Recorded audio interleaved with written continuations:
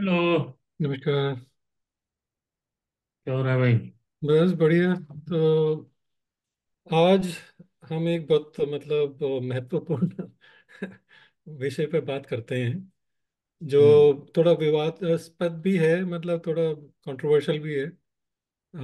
But इसकी तरफ मतलब ध्यान केंद्रित करना बहुत जरूरी है कि कैसे मतलब ये इतने सालों में चला है। जो हम बात कर रहे हैं वो भारत में मतलब बेसिकली जाति अधिकृत आरक्षण और सामाजिक न्याय, जो रिजर्वेशन है बेसिकली पॉलिसी, उसके बारे में सोशल रिजर्वेशन और सोशल कास्ट सिस्टम, उस पर बात करना चाहते हैं।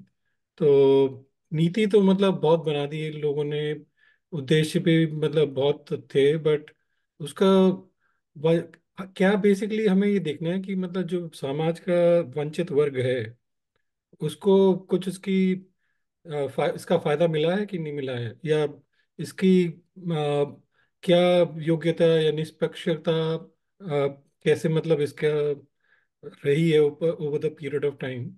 तो कितना इसमें समानता की भावना है, ये सब I think let's discuss on those issues.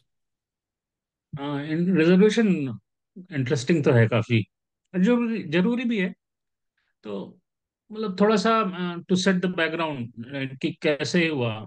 सो हम सिर्फ पोस्ट इंडिपेंडेंस से बात करते हैं। तो जब हमारा कॉन्स्टिट्यूशन ड्राफ्ट हुआ था 1950s में, 1950 में हुआ, मतलब 51 में कॉन्स्टिट्यूशन वाज रिजर्वेशन रिटन। हुआ था। तो उस समय इन्होंने दो कैटेगरी को रिजर्वेशन में डाला था, for education and for government job. एक थी SC, schedule caste and schedule tribe. तो एससी को इन्होंने कोटा दिया था 15%, जो आज भी है, और शेड्यूल साढ़े ट्राइब सात को दिया परसेंट था ट्राइब्स को दिया था। 7.5%, जो आज भी है। तो इन दोनों को अगर हम सम अप कर लें तो 22.5% था। सो जो कि बहुत जरूरी था। मतलब आई थिंक वो कॉन्स्टिट्यूशन में इंक्लूजन, वो एक it was a very good move. अच्छा स्टेप डेफिनेटली था। आई थिंक बहुत जरूरी था वो।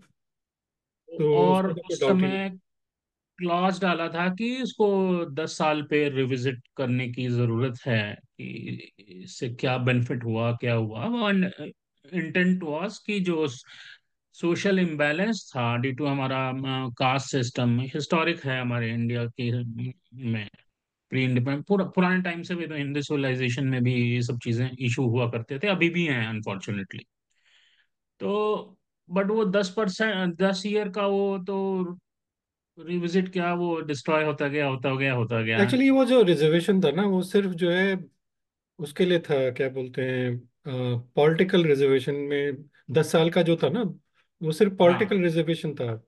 वो जो हाँ जॉब्स एक। का था उसका कोई कॉन्स्टिट्यूशन में मेंशन नहीं है कि ये 10 साल के लिए है। हाँ, और ये गुड पॉइंट, ये मैं मिस कर रहा था। और ये तो हमने एजुकेशन और जॉब के नंबर ऐसे और किया, और सेम काइंड ऑफ नंबर वो उन्होंने अपने इस पे इलेक्टोरल उस पे भी डाले थे। हम्म। राइट।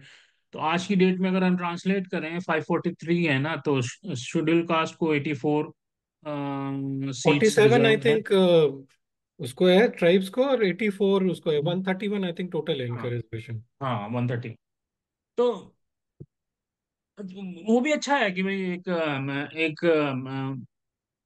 एक हमारा एक एक बैकवर्ड, और कह लो, या अनप्रिविलेज सेक्शन ऑफ सोसाइटी है उनका, अपना पॉलिटिकल सिस्टम में रिप्रेजेंटेशन होना चाहिए।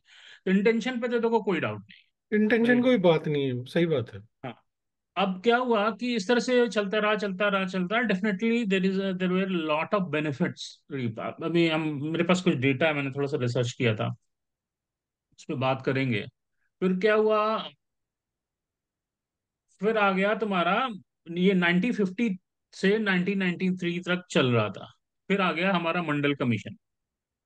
वहां से इसमें जो है ना, वो दूसरा ही टर्न ले लिया हमारे पॉलिटिशियंस से। 1993 में मंडल कमीशन रिपोर्ट बनी, उन्होंने ओबीसी इम्प्लीमेंट किया, और वहां से इन्होंने ना सोसाइटी, मेरी अपनी पर्सनल ओपिनियन है, कि में और इम्बैलेंस इंजेक्ट कर दिया। और I still remember 1993, I was हम अरे उस समय कितने लोग जल गए यार, कितना खतरनाक हम जो है, मूवमेंट था वो। मैं तो स्टूडेंट था, आई तो थिंक उस स्टूडेंट थे उस समय समय। 9th और 10th में, जब कुछ इस तरह से रहा हूँगा 9th में या 10th में। तो बहुत ज़्यादा इम्बैलेंस हो गया था, बहुत अनसर्टिनिटी थी। पर्सनली आई फील ऑल्सो, मेरा बड़ा भाई था वो, ही वाज, मतलब +2 के एग्जाम की तैयारी कर रहा था। ही स्ट्रगल, मैंने उसमें इनसिक्योरिटी देखी, when I went through that phase मैंने अपने में इनसिक्योरिटी देखी, ये सारे। तो बहुत बहुत एक वेनमस फीलिंग इंजेक्ट हुई, एंड सब हम सब इम्पैक्टेड थे। तो उन्होंने क्या करा कि उन्होंने एक अनदर ओबीसी कैटेगरी इंजेक्ट कर दी, और उस ओबीसी कैटेगरी में उन्होंने क्या किया कि 27% दे दिया। सो यहीं पे पॉलिटिक्स की डटी हुई कि देखो, OBC, I don't want to debate कि वेदर दे शुड गेट और नॉट, उसको छोड़ो। बट क्या है कि क्या ओबीसी इतने पुअर थे, इतने इतने निग्लेक्टेड थे कि तुम उनको SC ST दोनों क्लब करके उनसे भी ज्यादा तुमने रिजर्वेशन दे दिया? तो अब तुमने ओबीसी को 27% कर दिया, वो अपने VP सिंह आए, कुछ सब बना होना, और कोई पार्टी क्लीन नहीं है, सबने उसमें हाथ धोए। नहीं वो तो सारे एक बार हो ना, हाँ, सब समा में सब नंगे। हाँ, तो 49.5% उन्होंने ओवरऑल कर दिया। अब आप देखो, 49.5% तुम्हारा एजुकेशन में, जॉब में तुमने कर दिया, वो कहाँ से मतलब वो होगा?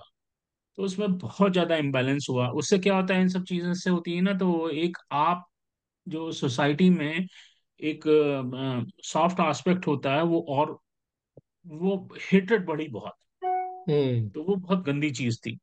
और उसके बाद क्या हुआ कि हम then come to Modi government, 2019 में मोदी साहब आए, उन्होंने कहा कि एक EWS कैटेगरी हम इंक्लूड करते हैं। वो EWS कैटेगरी जो है उसमें दस प्राइमरली परसेंट जनरल, दिया। हाँ, जनरल क्लास के लिए होगी, जो इकोनॉमिकली वीकर सेक्शन है in general class, non reserve class. और उसमें 10% उन्होंने और ऐड कर दिया। अब उसमें उन्होंने 10% और कर दिया, तो 59.5% हो गया। तो कहाँ जा रहे हैं? और ये तो के सिर्फ मैं ऊपर वो भी तो सेंटर, है, क्या बोलते हैं, रिजर्वेशन फॉर ये डिसेबिलिटीज। तो आई थिंक वो भी 4-5% डिसेबिलिटी है, तो अलग है, सिक्सटी हाँ, फोर पॉइंट फाइव परसेंट कुछ हो जाता है। वो अलग होता है। अब ये तो मैं सेंटर की बात कर रहा हूँ, और फिर कॉन्स्टिट्यूशन में स्टेट्स क्या में है तो क्लॉज? मतलब हाल ही है स्टेट में कि यू कई कैन, जगह तो 84% रिजर्वेशन भी है। हाँ, आप उसको इंक्रीज कर सकते हो depending on your state demography, और तुम्हारा स्टेट में क्या स्ट्रक्चर है, राइट? तो वो सब बहुत बड़ा इशू था। और वो एक, I don't think so it is social justice. Social justice was when constitution लिखा था 1950 में, वो मूव बहुत अच्छा था। ये OBC इंजेक्शन जो है ना, वो आई थिंक ये इंडियन हिस्ट्री में एक बहुत बड़ा डेंट होगा। अब इसको कैसे करना था, मे बी कुछ ओबीसीज ऐसे रहे होंगे। एक्सट्रीमली बैकवर्ड का क्लास जो है ना, EWC जो है ना, एक्सट्रीमली EBC, वो आई थिंक उनको करना चाहिए था। जनरल ओबीसी को नहीं करना चाहिए था। और दूसरी चीज ये थी कि जो बेसिकली इकोनॉमिक क्राइटेरिया करना बहुत जरूरी था। अब तुम सोचो, लालू प्रसाद यादव और ये मुलायम सिंह यादव के जैसे लोग जो हैं, उनके बच्चों को रिजर्वेशन काय के लिए देने के मतलब है। हाँ, वो होता वही है, क्या है एक। कि तुम देखो, जो इकोनॉमिकली अच्छे होते हैं ना समाज में, चाहे हम्म। ओबीसी हो चाहे SC ST हो, वो ही फायदा उठाते हैं इसका, रिजर्वेशन का। अब जो तुम देखो, अगर जैसे एक दलित है कोई, झाड़ू पोछा का काम कर रहा है जैसे कोई घर में, तुम सोच रहे हो उसको रिजर्वेशन का फायदा मिल रहा है? तुम यही इसीलिए वजह से आई थिंक दो चीजें बहुत करनी बहुत जरूरी हैं। एक तो तुम्हारे को, जो तुमने ये जो ऑलरेडी रिजर्वेशन कर रखा है उसमें तुमने इकोनॉमिक रिजर्वेशन करना बहुत जरूरी है विद इन दैट। कि अगर, और दूसरी चीज ये है कि एक बार जिसको रिजर्वेशन मिल गया, उसको दोबारा नहीं मिलना चाहिए उसके जनरेशन को।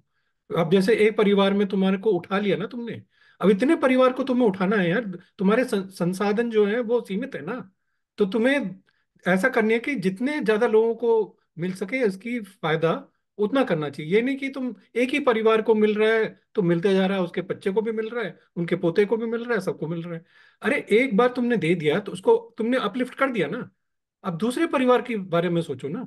फिर इसी ऐसे नहीं तो तुम कब, ये तो परपेचुअल हो गया ना, तुम कभी भी इसको खत्म नहीं करोगे रिजर्वेशन को। अब तुम राइट। ये देखो कि अभी जैसे तुम इकोनॉमिक रिजर्वेशन अगर तुमने डाल दिया उसके बीच में, तो एटलीस्ट ये हुआ कि भाई जो, अच्छा दूसरी चीज मैं जो बोल रहा हूँ इसमें, एक तो तुमने इकोनॉमिक रिजर्वेशन किया, दूसरी चीज तुम्हें जो गरीब तबका है, जो पिछड़ा वर्ग है, वंचित है, उसको तुम्हें जो है इसको उसके पास ये पॉलिसी ले जानी चाहिए ना। अब कोई क्या बोलते हैं वो है, जैसे हम बात कर रहे थे उसकी, ये कोई झाड़ू पोछा करता है किसी घर में। अब उसको पता है कि मेरे को आईआईटी या आईएम में रिजर्वेशन है, या मेरे को आईएएस में रिजर्वेशन है, मेरे बच्चे उसमें फायदा उठा सकते हैं। उसके पास इतना, ना तो उसके पास पैसा है, ना उसके पास इतना संसाधन है कि भाई बच्चे को पढ़ा सके। तो उसके लिए तुम्हें बेसिकली रिजर्वेशन जो है उस पे देना चाहिए उनको। तुम्हें प्रेफरेंस देनी चाहिए कि भाई तुम जो है सरकारी स्कूलों में पार्ट लो, प्राइवेट स्कूल्स में तुम उनको स्पॉन्सरशिप दो। तो स्कॉलरशिप और स्पॉन्सरशिप बहुत जरूरी है। आई थिंक वैसे ही तुम्हारा, उसी से तुम्हारे जो है ना बच्चे बड़े होंगे, वो कहते हैं फिर उनको पढ़ने लिखने में इंटरेस्ट आएगा, उनका होराइजन बढ़ेगा, and then they will give exams like IAS IIT, उनके बाद फिर वो सक्षम बनेंगे ना। अब तुम ये बनाओ, बताओ आईआईटी जैसे एग्जाम में तुम जो है मतलब एक बच्चे को डाल देते हो। अब तुमने उसका क्या बोलते हैं मार्क्स कम करके उसको ले तो लिया अंदर।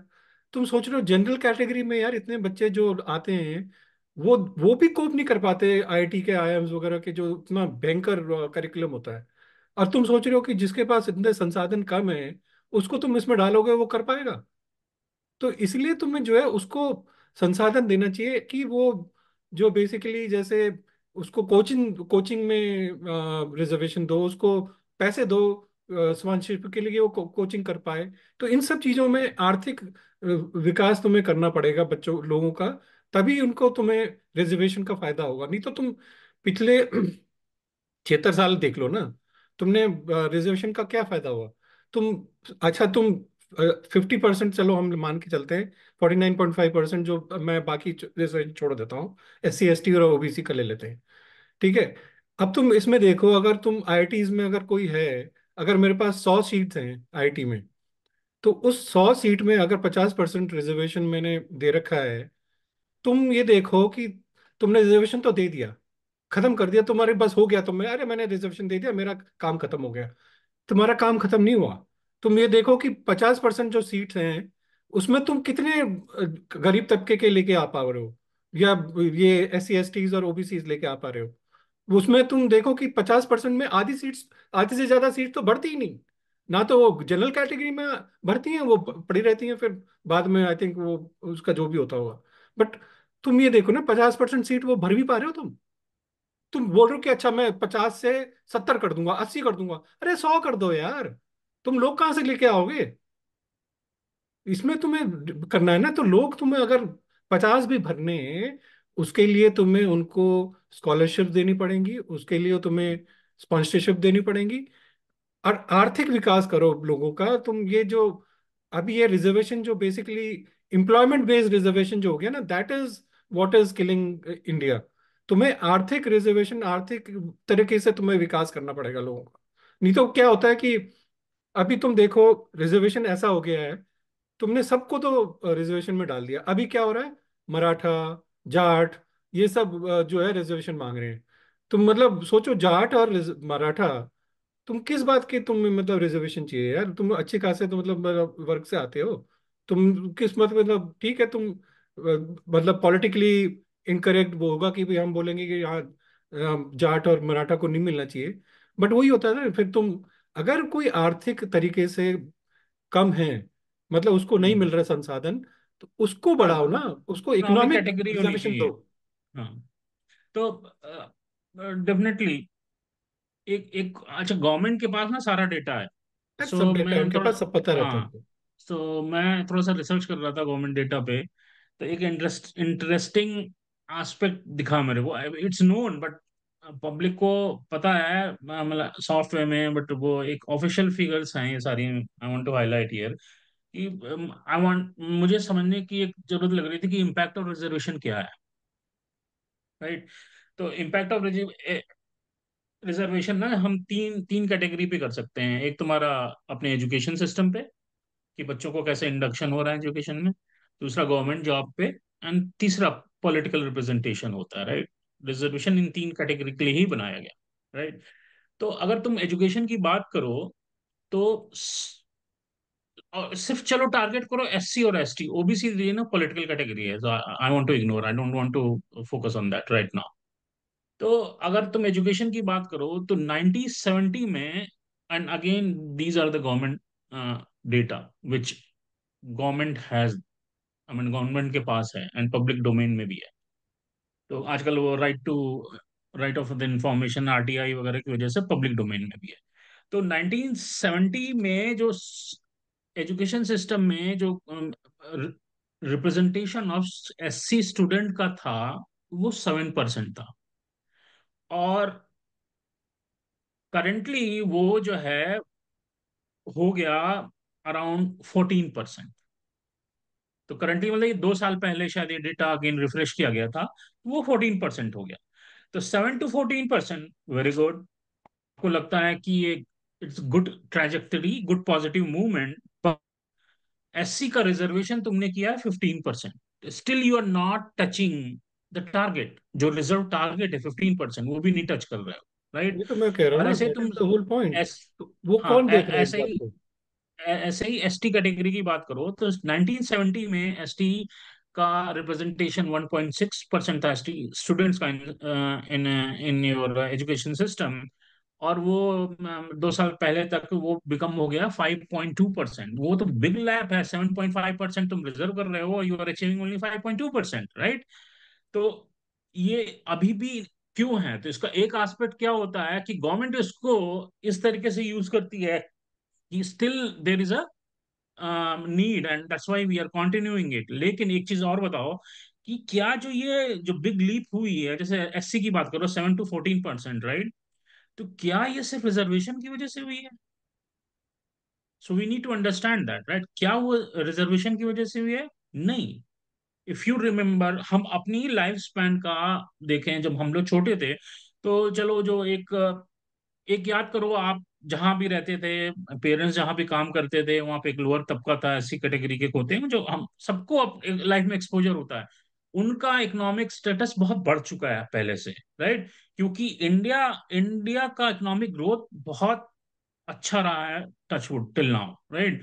तो India is going through very rapid economic growth. तो इंडिया अगर कंट्री का इकोनॉमिक ग्रोथ हो रहा है तो सब तबके का भी इकोनॉमिक ग्रोथ होता है। तो इफ समवन इज क्लेमिंग कि ये जो रिप्रेजेंटेशन ऑफ एजुकेशन हुआ है सिर्फ रिजर्वेशन के लिए हुआ है, सो आंसर इज नो। नहीं मतलब, डेफिनेटली उसका part, that it has played it's part, but ये कि जो जिस हिसाब से लेके आए थे, उसका उसका मतलब उतना यूज नहीं हो पाया या उसका बेनिफिट नहीं मिल पाया।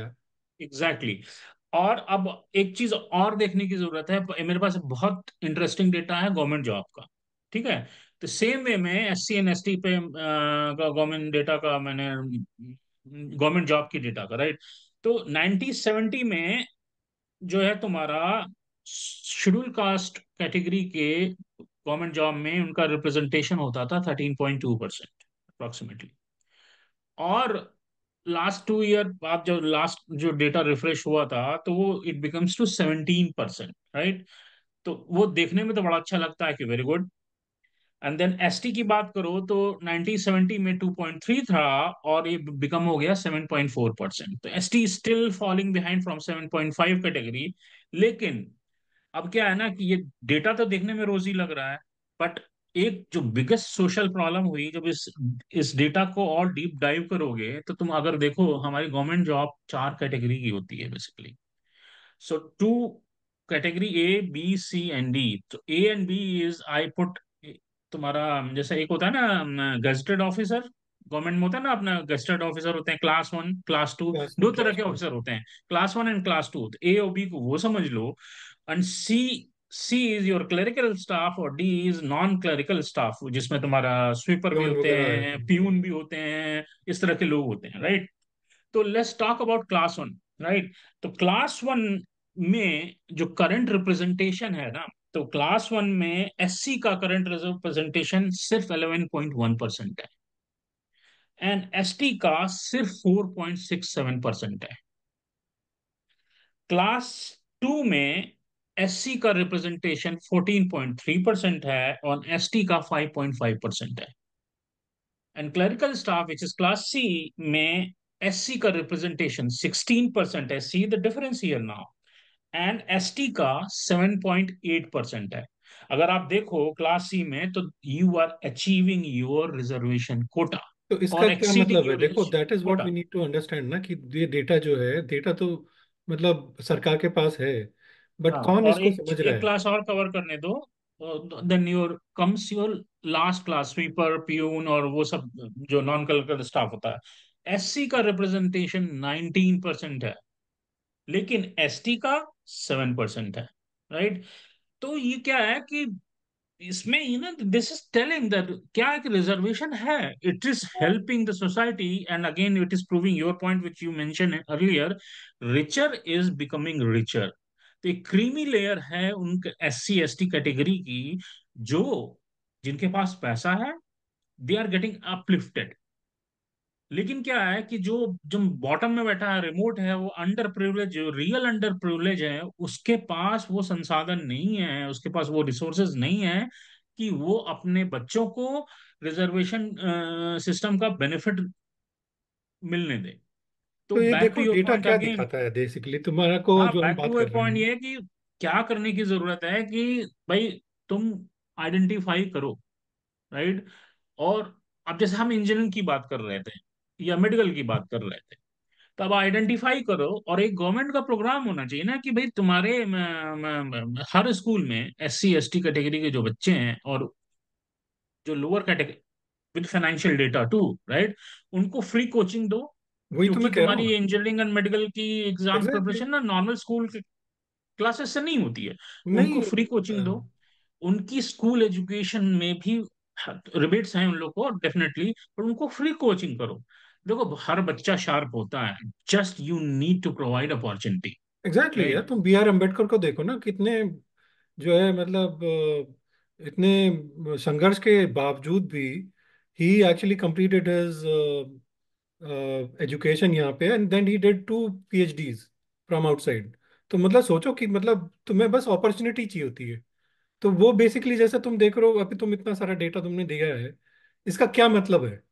यही मतलब हमें समझना है कि ये जरूरत है ना। अब तुम ये देखो कि क्लास वन क्लास टू में क्यों नहीं आ पा रहे हैं इतने सारे, क्लास थ्री और क्लास फोर में क्यों ज्यादा है? क्योंकि जो, अगर तुम जैसे हम बात करें, जैसे जो अभी हम बात कर रहे थे एग्जाम्पल की, भाई जो ये जैसे बर्तन मांजते हैं या झाड़ू मांजते हैं घर, जो भाई है घर में, उसके बच्चे अगर तुम्हें, उसको क्या एजुकेशन क्या है? तुम एजुकेशन अगर देखो, साक्षरता की दर कितनी है एस सी एस टीज में? करीब 68%, 66% है। और आई थिंक एस टीज में 59% कुछ है, 58.9%, जो 2011 सेंसस के हिसाब से है। उसके बाद तो सेंसस हुआ ही नहीं। तो तुम ये देखो कि वो भी साक्षरता की दर क्या होती है इंडिया में, वो जो अपना नाम लिख ले, बस वो पढ़ना लिखना जानता हो, वो साक्षरता की दर होती है इंडिया में। अब तुम ये सोचो कि इतना कम, वो भी मतलब तुम जितना जो बच्चों लोगों को लैक ऑफ अपॉर्चुनिटीज या lack of knowledge of opportunities जो है, अब वो बच्चे जो बाई के बच्चे हैं, do you think that they know कि भाई हमें आईएएस में हमारे को लिए इतना 50%, हम 22% इसमें और 27% उसमें, ऐसा उनको पता है? या उनको पता है कि भाई अरे मेरे को क्या चाहिए यार, मेरे को अपने भाई का सोचेगा कि यार मैं ना क्लर्क की बन जाता हूँ किसी तरह, या मैं पियोन बन जाता हूँ, जो मतलब जो जिस हिसाब से वो जिस जिस तबके में वो जाते हैं और उठते बैठते हैं, तो वो उसी के लिए एस्पायर करे ना। अगर उसकी एस्पिरेशंस जो है इंक्रीज करनी है, वो एस्पिरेशंस तुम्हें एजुकेशन से ही इंक्रीज हो पाएगी। और वो एजुकेशन तुम सरकारी स्कूल्स में देने के से नहीं होगा। वो तुम्हें एजुकेशन जो है तुम्हें प्राइवेट स्कूल्स में उनको एजुकेशन के लिए स्पॉन्सरशिप देनी पड़ेगी, कि मैं अगर प्राइवेट स्कूल्स में बच्चे जा रहे हैं, उनको मैं सरकारी की तरफ से जो है इतना पैसे मुफ्त, जैसे सरकार पूरी खर्चा उठाएगी, ऐसा कुछ उनको करना पड़ेगा, ताकि बच्चों को सामान्य ज्ञान मिले, सामान्य शिक्षा मिले, और वो लेवल प्लेइंग फील्ड मिले। अब तुम सोचो, अगर तुम्हारे घर में अगर बच्चा है, देखो, अगर जैसे रिजर्वेशन का लोग बहुत बोलते हैं कि नहीं होना चाहिए, या लोग बोलते हैं जिसको मिलता है वो कहता है नहीं होना चाहिए, नहीं होना चाहिए, होना चाहिए, और जिसको नहीं मिलता वो कहता है नहीं होना चाहिए। मैं सिर्फ एक एग्जांपल इसमें देता हूँ कि भाई देखो, रिजर्वेशन को ऐसा देखो कि अगर तुम घर में तुम्हारे बच्चे हैं दो, और अगर उसको तुम्हारी कैपेसिटी की किसी आदमी की कैपेसिटी है कि मैं सिर्फ दो रोटी खिला सकता हूँ उनको, एक बच्चे को एक रोटी, दूसरे बच्चे को दूसरी रोटी। अब एक बच्चा अगर बीमार हो जाता है, तो और डॉक्टर कहता है इसको खुराक इसकी बढ़ानी पड़ेगी, बट आदमी की कैपेसिटी नहीं है कि वो ज्यादा दो रोटी से ज्यादा खिला सके उनको, और वो कहता है कि दूसरा बच्चा ठीक है उसको जरूरत नहीं है। तो वो थोड़ा, या तो उसको दो कुछ टाइम के लिए वो दो रोटी दे के, या उसको डेढ़ रोटी, फिर बाद में डेढ़ रोटी दे के फिर एक रोटी पे आएगा ना। बट उसको थोड़ी खुराक टाइम पे थोड़ा बढ़ाना पड़ेगा ना। तो जब तुम घर पे लेवल पे करते हो, तो सोशल क्यों नहीं कर सकते ये चीज? तो रिजर्वेशन डेफिनेटली इंडिया को चाहिए, बट इसका टाइम बाउंड होना चाहिए, और इसके लिए पैरामीटर्स होना चाहिए। तो वो ये ना कि तुम 76 ईयर्स में तुमने क्या किया? तुमने 76 ईयर्स में रिजर्वेशन बढ़ाए हैं, और ये तो अभी और बढ़ेगा, इसका कोई अंत नहीं है। क्योंकि इसको, ये तो एक मॉन्स्टर है, किसी इसको किसी की हिम्मत नहीं है कि इसको बंद कर सके। होना क्या चाहिए था कि तुम इसको स्टडी करते, एक्सपर्ट्स बढ़ा बुलाते बिठाते, कि तुम इसको कैसे इंप्रूव कर सकते हो, कैसे तुम लोगों को रिजर्वेशन का फायदा उठा दिला सकते हो। और वो जो है तुम तभी दिला सकते हो जब तुम जो है तुम्हारी नीयत ठीक हो। तुम्हारी नीयत है सिर्फ अपना उल्लू सीधा करना, अपना वोट बैंक पॉलिटिक्स के एग्जैक्टली, लिए। वोट बैंक के लिए लोग करते हैं। और देखो, टूल्स भी आइडेंटिफाई करने सब कुछ है यार। देखो, ऐसा नहीं है कि देखो, there need to be some identified and documented tool to measure ये टूल की रिजर्वेशन बात नहीं है सिस्टम। ना, देखो टूल तो है, बट तो उसकी एजुकेशन कितनी है तुम्हारी, कि तुम नहीं नहीं, एजुकेट मैं कर रहे बता, हो लोगों देखो को? देखो, टूल क्या है कि वो एक गांव में या रिमोट में बैठे बंदे को चलाने की जरूरत नहीं होती है, गवर्नमेंट को चलाने की जरूरत होती है। और गवर्नमेंट तो कैसे? इनकम्पिटेंट है ना, गवर्नमेंट चलाना नहीं चाहती। तुम सोचते हो कि अगर वो करना चाहती, गवर्नमेंट अभी 76 साल में कुछ कर नहीं सकती थी इनके लिए? उनकी मंशा ही नहीं है वो करना, उनको तो चाहिए ये परपेचुअल की ये रहे उनके लिए। I agree, but we need to discuss this, right, कि सोशल अवेयरनेस हो। सो देखो क्या होता है कि जैसे हमने रिजर्वेशन क्यों लाए? रिजर्वेशन हम इसलिए लाते हैं कि हमारा सोशल इंटीग्रेशन, अपलिफ्टमेंट हो ना, सब इम्बैलेंस खत्म हो। तो एक बड़ा कॉमन टूल होता है। तो तुम जो है एक इंटर कास्ट मैरिज का तुम डेटा निकाल लो, तुम उठा लो। तो रिमोट एक बड़ा ना, जो सब जैसे एसटी है, एसटी तुम्हारा झारखंड इस झारखंड है तुम्हारा, वहाँ ट्राइब्स बहुत हैं। तुम झारखंड स्टेट का इंटर कास्ट मैरिज का डेटा निकालो और देखो कि वहां पे इंटर कास्ट मैरिज का तुम्हारा क्या पैटर्न रहा है। That tells you.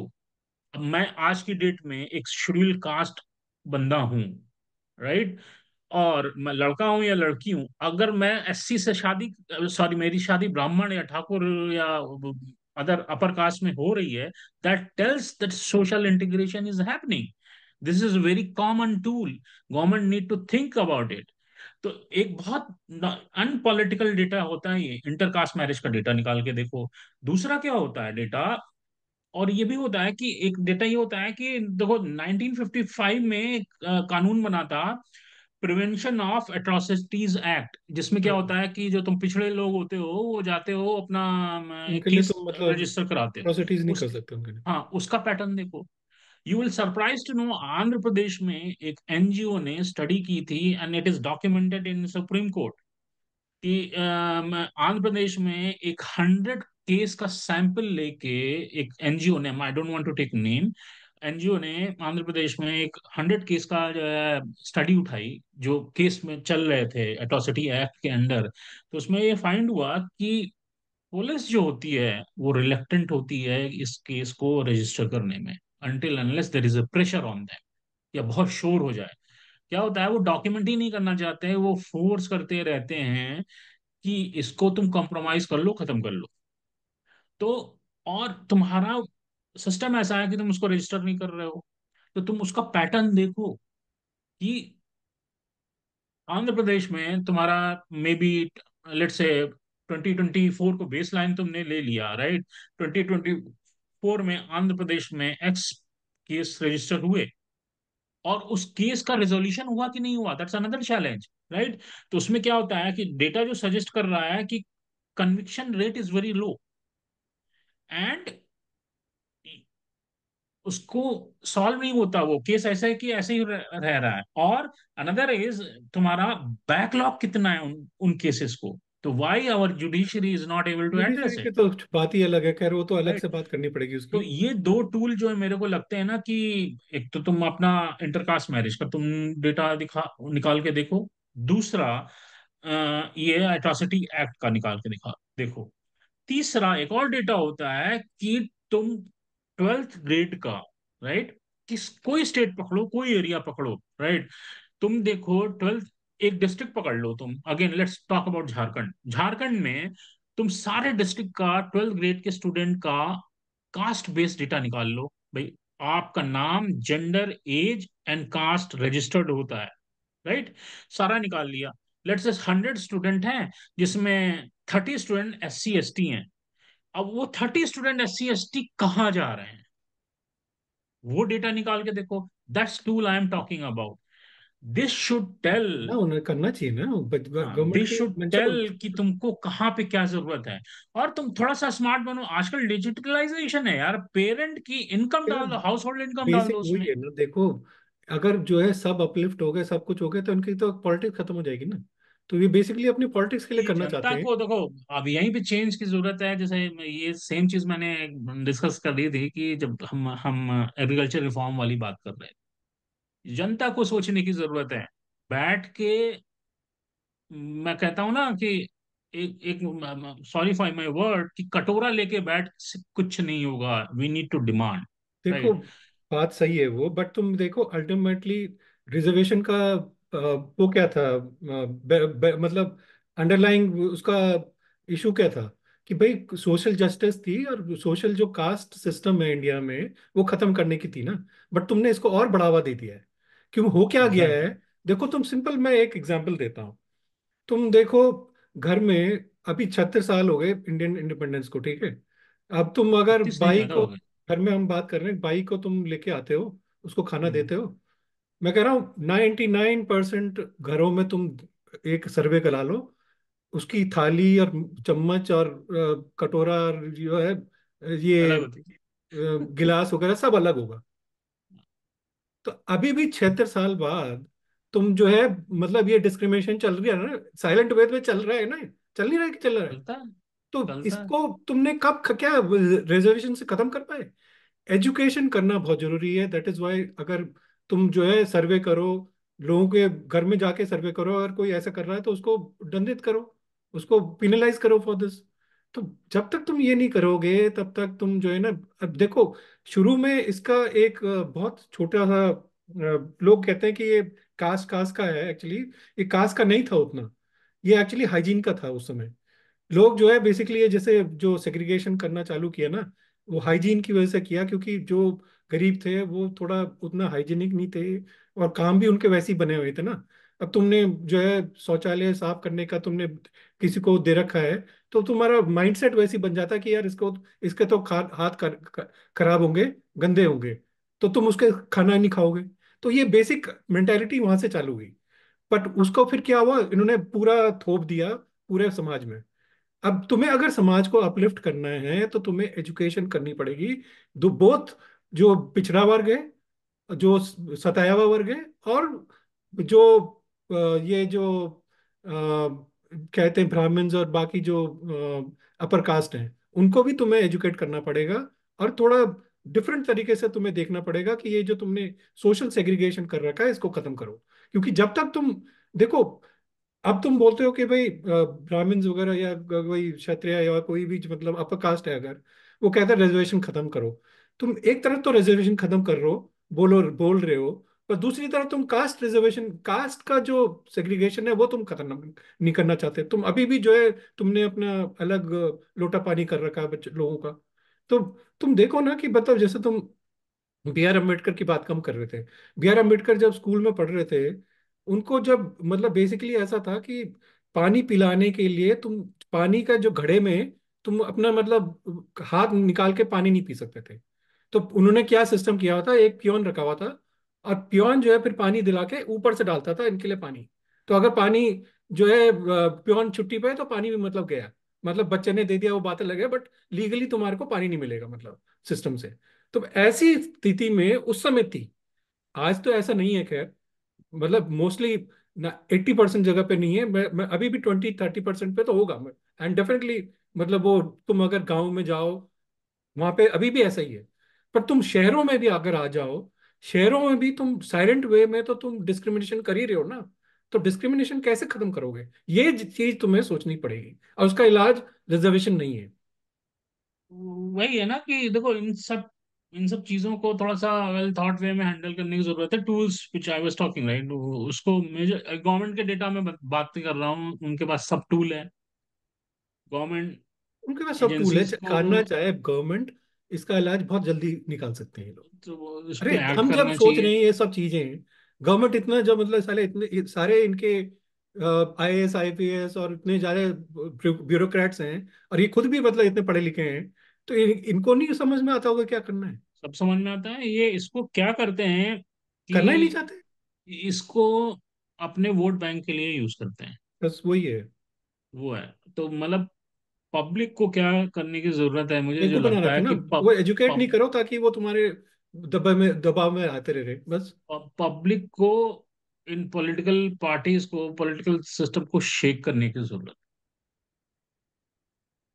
अगर वो नहीं करेंगे तो इस चीज में कभी सुधार नहीं होने। कभी नहीं होगा, वो तो बात बार सही बार है। बोल। ये तो है। तो किसी ये, के बस का नहीं है यार ये ठीक करना। हाँ, दैट्स व्हाट नीडेड। सो मेरा तो यही है समझो पॉलिटिक्स कि मतलब असाइड करके सबको बैठ के करना पड़ेगा, ऑपोजिशन और गवर्नमेंट पब्लिक को। Need to be charge up, need to act on that. अब पब्लिक सारी को भी पब्लिक। सोचना पड़ेगा हमारा फायदा किस में है लॉन्ग टर्म।